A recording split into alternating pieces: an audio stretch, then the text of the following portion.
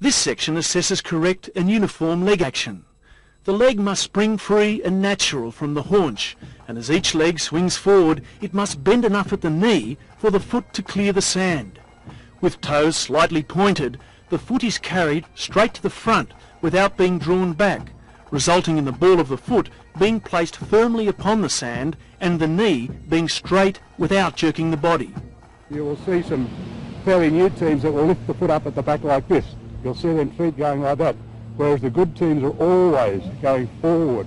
Down on the ball of the foot, down comes the heel. This team has a very smooth action, whereas this one has an exaggerated left leg movement. And in other teams, some feet are flat, while others are pointed, and this team is virtually walking. Line, pair or column marching exercises, similar to the ones used for arm swing, will help coaches assess the uniformity of leg action. Judges should note that some teams have a high knee lift, with feet clearing the sand at a different height to other teams with a lower knee lift.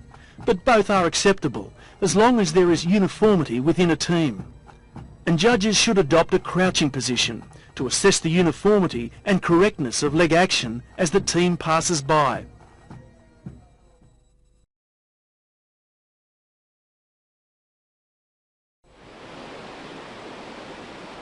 This section judges the distance of the pennant bearer from the front handles of the reel party, and the distance of the belt person from the front reel handles.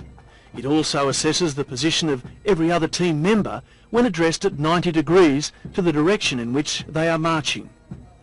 Marching four abreast will help team members understand the need to correctly dress on the people alongside. Coaches can use measuring rods or tapes to determine the correct distances between the pennant bearer and the reel party, the belt person and the reel party, and between the rear rank and rear handles. It would also help to mark the sand to show where the team should pass. As a training exercise, align each pivot person to the centre of the drum, and then have them assess their relationship to their respective front handles. If they can maintain this position, it will help achieve consistency on the pivot. Distances are always measured from the centre of one body to the centre of another. Judges in this section should make sure they are truly aligned at 90 degrees to the teams and the arena. The pivot here is unable to maintain her position. This team, the red dots, is passing a judge correctly.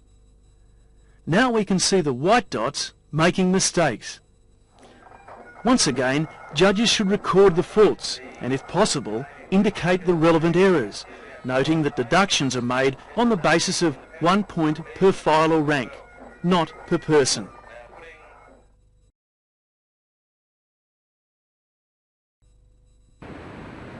This section requires teams to be judged face-on to make sure all ranks are behind the person in front, that pivot members are the appropriate distance from the reel, neither too close nor too far away, and that the pennant bearer and belt person are marching in the centre of the reel.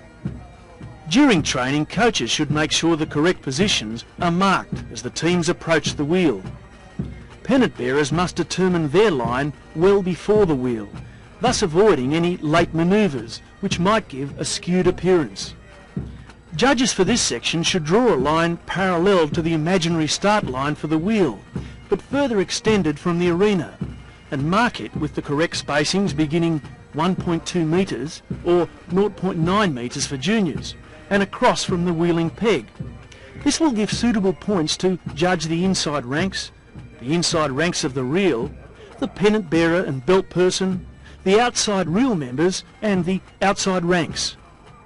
These two graphics again show the red dots as correct and the white dots displaying typical errors. As teams should only be evaluated once, the judge should move alternatively from left to right across the marks in the sand for the first team and then right to left for the next one. Judging does not begin until the team is about 10 paces from the wheel. Judges should also remember to record the faults and, if possible, indicate the relevant errors, remembering that faults are 1 point per file or rank, not per person.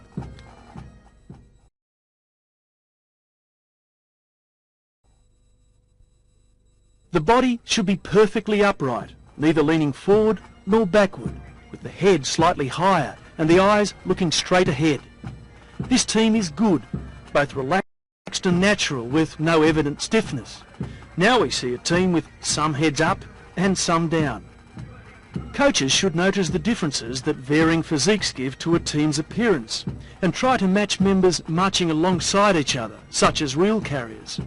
If two have rounded shoulders, causing a slight lean on their heads, it would be better to put them together rather than with a member who has a very upright stance. The presentation of the reel, pennant and dress should be both neat and uniform. Judges for this section should note that there is 1 point deducted for every body carriage fault within a team, but only a total of 1 deduction for presentation mistakes. Elite teams will rarely be penalised for presentation.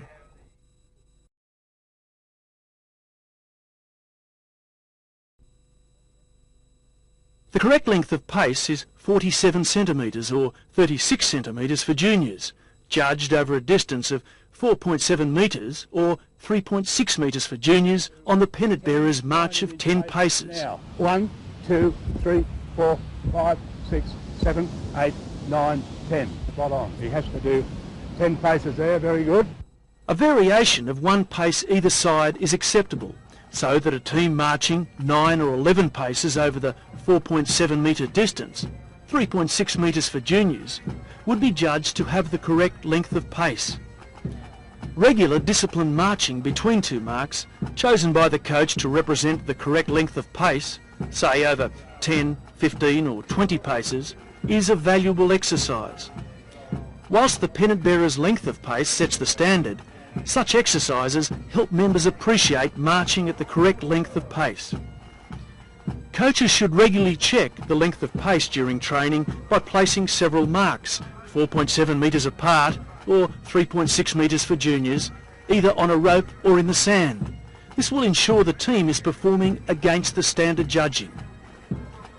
Judges for this section should position themselves at 90 degrees to the direction in which the teams are proceeding and use an accurate measuring tape to make 2 marks in the sand, 4.7 metres apart or the 3.6 metres for juniors. Ideally, if judges could position themselves at the first mark, then move with each team to the second mark, as shown here, counting the number of paces, they would be able to determine whether the teams were marching between 9 or 11 paces.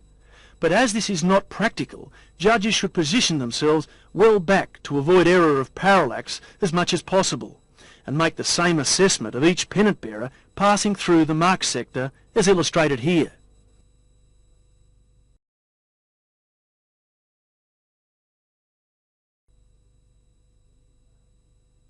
Any judge or sectional referee has the power to impose a penalty of 1 deduction on any team member for improper action. If such deductions are made, the judge should add the penalties to the score for that section and place a D alongside the total to indicate the inclusion of discipline faults. The march past at every level can be a rewarding competition for all surf club members. It not only fosters camaraderie and pride among competitors, but also encourages the further development of surf life-saving clubs throughout Australia.